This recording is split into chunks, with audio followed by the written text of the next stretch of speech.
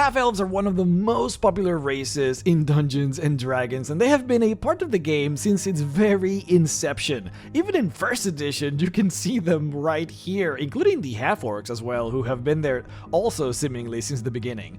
But since then, Half-Elves have been a part of every single edition of D&D. For one reason or another, people see themselves as Half-Elves and love playing as them. Now, throughout the years, we've had a few insights as to what are the most popular races and classes of 5th edition thanks to D&D Beyond, who have been gracious enough to release that information a few times. Originally back in 2017, they recorded all characters made during the course of a month and released that information for all of us to see, which led to this particular graphic. As you can see, Half-Elves were the 3rd most popular race in 5th edition, at least for that month. But then, a website called Geek Native released an article where they alleged that they had asked D&D Beyond for updated information, specifically about which were the top 5 most popular races, classes, subclasses, and a few other things. And according to them, D&D Beyond told them that the top 5 most popular races in D&D Beyond as of the end of 2020 were, in order, the human, the half-elf, the dragonborn, tiefling, and then the half-orc. So, suffice it to say, half-elves are very popular, but how big or how important are they in the Forgotten Realms? How do you create a half-elf? How many generations of intermingling does it require for a half-elf to become a pure human or a pure elf? Do half-elves have their own culture, their own capital city, their own kingdom, perhaps? Does Corlin, the god of the elves, consider them elves for the purposes of entering the elvish heaven? We will talk about all of this and more on this video, but first, before we begin, this video is brought to you by Atheon Books, who I am so delighted to present to you because they are doing God's work out there. Atheon Books publishes lit RPG novels, which is a genre that is currently blowing up thanks to Dungeons & Dragons being so popular nowadays.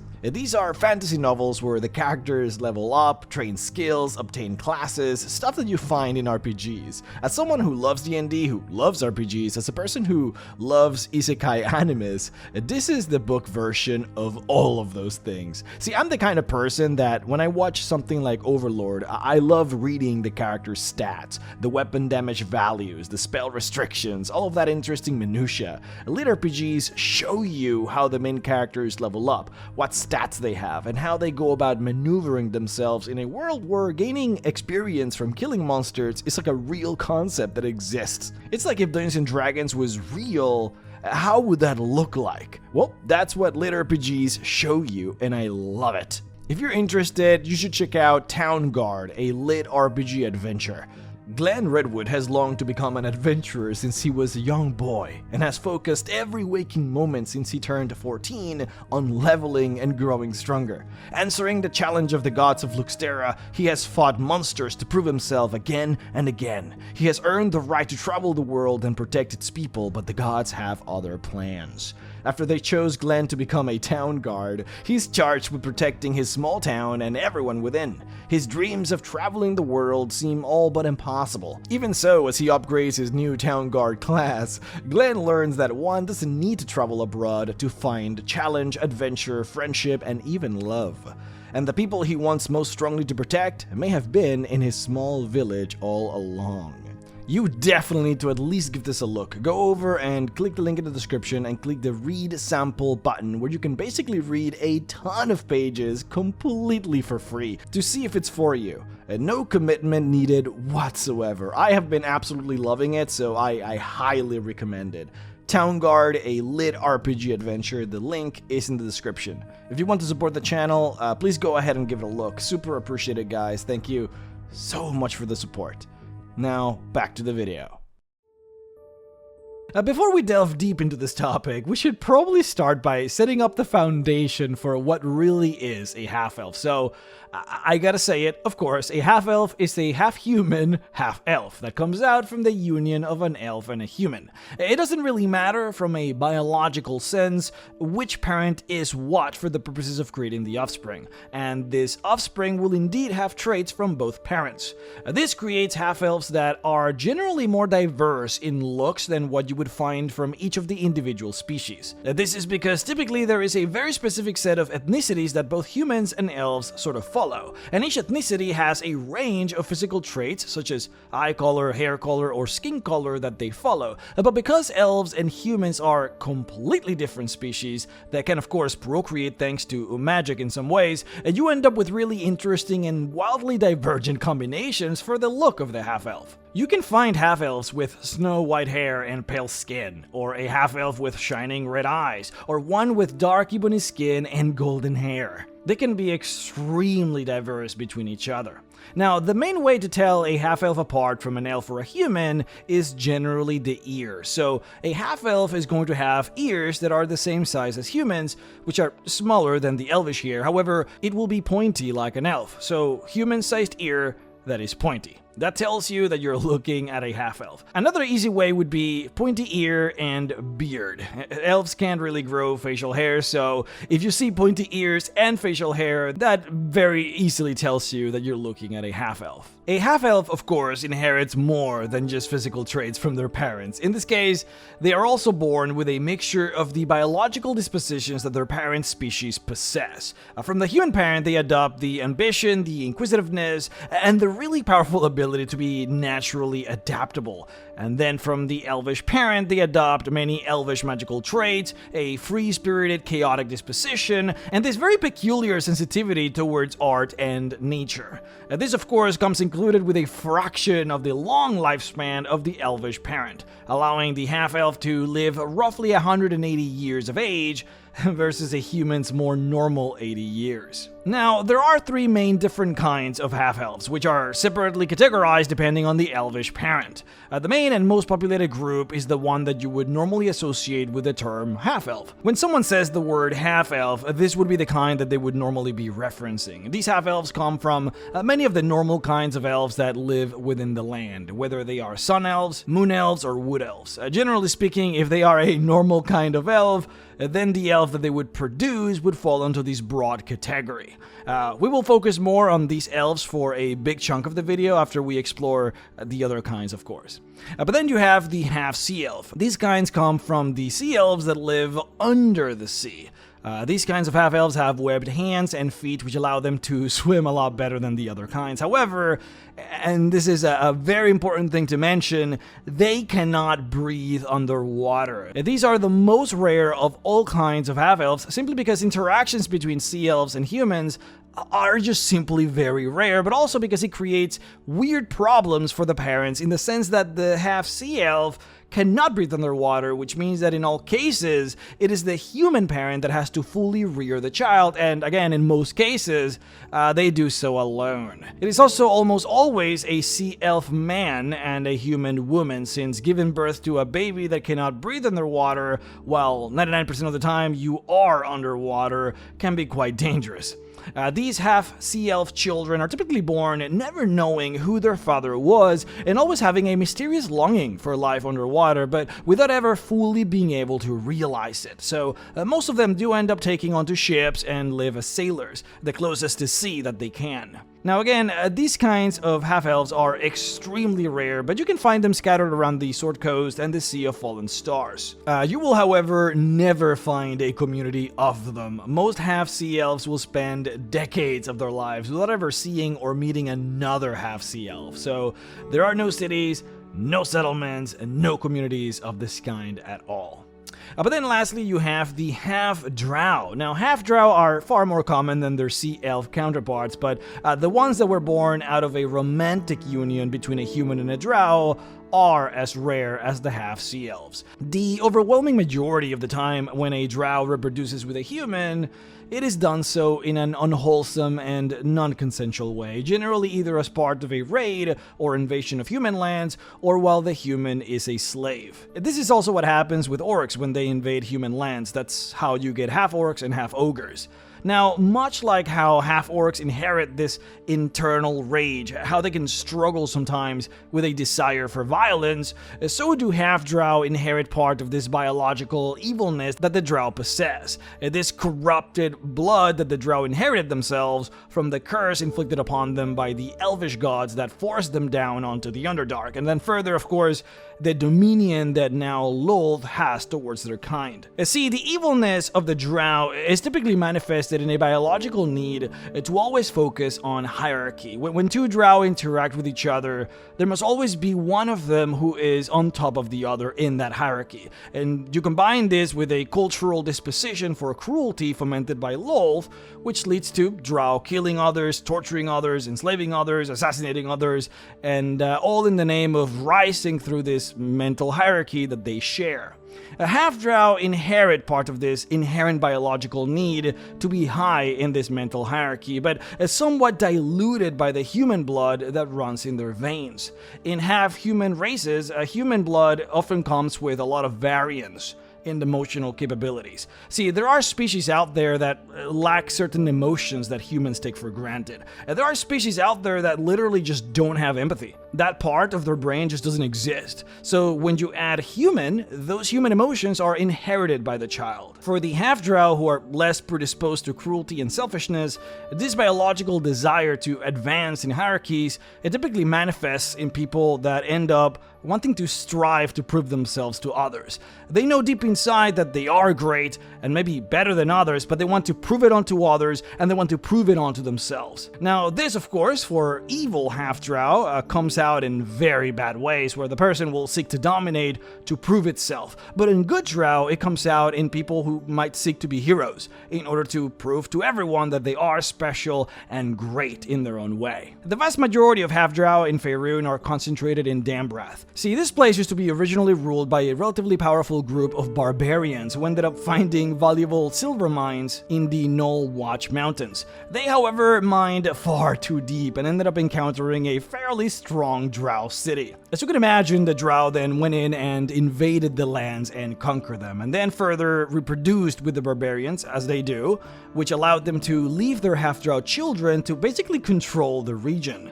And they did control the region for a very long time until eventually that half-drow nobility was overthrown by the subsequent barbarians that revolted. And nowadays the land is ruled by nomadic horse riders, but there is still a tremendous amount of half-drow that live here from the almost 500 years that the drow ruled over this human land.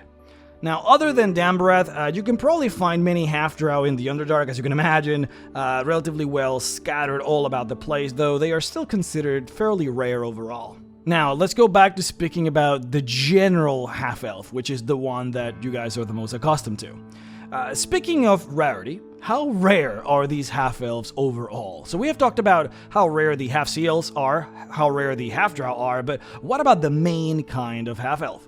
And the interesting thing about half-elves in the Forgotten Realms is that they're actually very important to the overall culture and world demographic of Faerun. Half-elves are not just a combination of two arbitrary species put together on a player's handbook. These guys matter to the story of the realms and are extremely populous, probably more so than you think. In the Forgotten Realms campaign setting for 3rd edition, we actually got a very interesting set of data relating to the population of the world. It basically told us what were the main demographics of each individual region. For example, the entire region of Cormanthyr, which is a whole kingdom, has a population of 1.3 million people.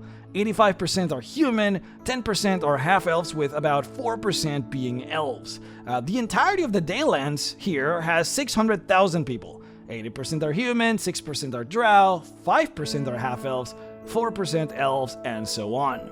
You will find that in lands where typical elvish kingdoms or locations used to be found or are found, the areas adjacent to them will have the most number of half-elves, as you can imagine. It makes logical sense. And then the farther that you get, the less half-elves that you will find. So when it comes to half-elf populations, you will typically find them within the Silver Marches, the Savage Frontier, the High Forest, Waterdeep, Sword Coast, Western Heartlands, Cormanthyr, and the Dalelands. In all of these locations, you will generally find that about 4 to 10% of the population are actually half-elves, which is actually quite massive. 10%, even 5% is actually enormous. So I went ahead and took a lot of time in order to grab all of the populations for these very specific locations up here in the north, and then I broke them down by species to find how common half-elves are in these regions when compared to everyone else, to grab more concrete numbers. And I found that overall, humans are 69% of the entire population here. Elves are 9%, half-elves are 6.6%, dwarves are 6.1%, halflings 3.4%, orcs 2.2%, gnomes 1.7%, and then half-orcs are 1.4%, with of course more species that fall below that 1% threshold. So out of the 6.6 million people that live on these specific regions, half-elves account for around 437,000 of them. Now, of course, the number might not seem particularly high. Again, it's about 6.6% of the population, but you need to keep in mind just how dominant humanity is in the Forgotten Realms, which is one thing, but two, it's important to compare them with other species. Half-elves are literally as populous as elves and dwarves are, and are more populous than halflings and gnomes combined, which is really interesting to think about since we are effectively comparing a hybrid between two species versus full-blown entire species. Now, of course, these numbers dramatically change as you venture out of what is essentially the traditional elvish lands. The Sword Coast North, for example, has only a 1% population of half-elves. You know, elves in general are not particularly fond of the cold, and this is something seemingly somewhat inherited by the half-elves who don't seem to live in these regions at all. And then you have locations farther into the south, such as Amn, Tethir, and Kalimshan, who virtually have no half-elf population either. And these are full-blown kingdoms with crazy high population, but just no half-elves.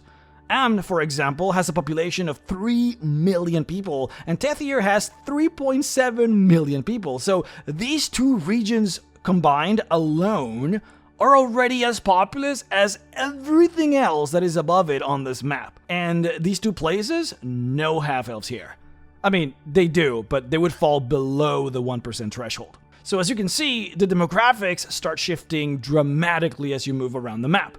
So now, let's talk about the whole continent then. So, for the whole of Faerun, as far as what my math is telling me here, we have a total population of about 69 million people, out of which 50 million are humans. So humans encompass 73% of the entire continent's population.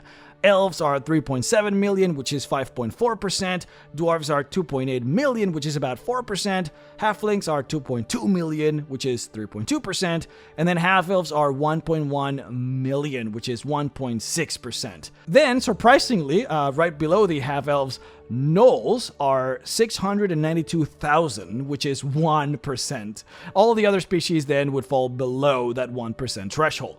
The reason gnolls are so populous is because there is an outrageous number of gnolls that live within Thay, of all places. Thay has a population of about 5 million people altogether, 10% of which are gnolls, which is a humongous percentage. There's also 14% of gnolls that live in the Shar, which have a population of almost 600,000. So all of these add up to a pretty decent margin here. Now, you may have noticed, or you may have not, but gnomes are virtually non-existent in Overland Faerun, encompassing only about 0.29% of the overall population. This is actually something that caught me completely off guard. I just hadn't realized how rare gnomes are supposed to be. Also, this math is not taking into account the Underdark or hidden settlements of creatures. For example, there are thousands and thousands of orcs and goblins that exist hidden in the mountains, but there's just no feasible way to count them. I did, however, count Evermeet in this math, which is the main retreat of the elves. Evermeet has about 1.6 million elves that live in them, though no half-elves live there, interestingly enough, because sun elves are extremely bigoted against them. Humans aren't allowed on the island either, and most elves would consider half-elves to be basically human, so there is that. Okay, so now that we have talked about the demographics, the question is there a bastion of half-elf civilization in here? See, dwarves have their kingdoms and cities, elves have their kingdoms and cities, even halflings have their own kingdom, which many of you might not know. But what about the half-elves? Well, they actually do. As well, kind of. Because half-elves are inherently a group of people that spawn from the union of humans and elves, it is naturally difficult for them to just grow while still maintaining a majority population. The unofficial capital of the half-elves is actually right here, in this region called Aglarond. This kingdom has a population of 1.3 million people, out of which 30% are half-elves. This makes Aglarond the largest concentration of half-elves in the entirety of the planet. The kingdom is mostly split into two major factions. You have the civilized cities and port towns of the north, which are majority human but with a strong minority of half-elves. And then you have the nomadic peoples of the Eurowood, which are exclusively half-elves. And normally these two divergent groups of people might fight over control of the region, but circumstances throughout history have kept them somewhat united. See, the Eurowood originally encompassed the entire peninsula thousands of years ago. In here you had a relatively powerful civilization of green and star elves that lived in the forest. Eventually, over time, humans started to encroach, as they always do. The Star Elves would end up abandoning the forest, sensing that their traditional way of life was going to be impossible with humans further and further expanding into the forest. And so they created powerful portals that led them to a special demiplane called Ciel Duer, which is where they still live up to this day.